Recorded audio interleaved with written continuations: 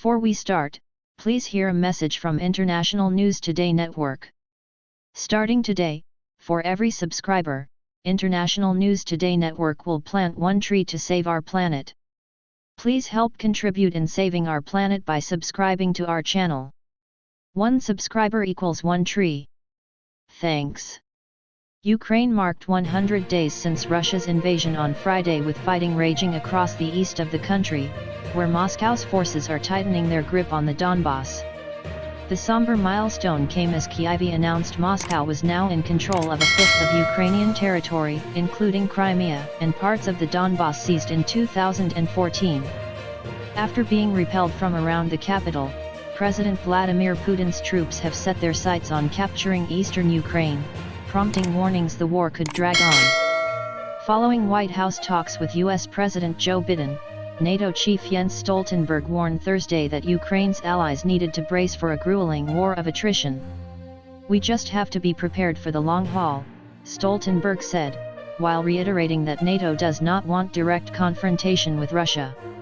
Despite a slower-than-expected advance, Moscow's forces are making progress. President Volodymyr Zelensky told Luxembourg lawmakers about 20% of Ukrainian territory was now in Russian hands.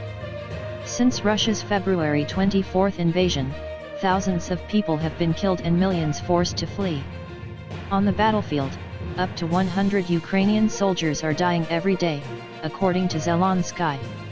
Street battles are raging in the industrial hub of Severodonetsk in Lugansk, part of the Donbass. Russia already controls about 80% of the strategic city, but its defenders are putting up stiff resistance, with Lugansk Regional Governor Sergei Gaida vowing Ukrainian forces will fight until the end.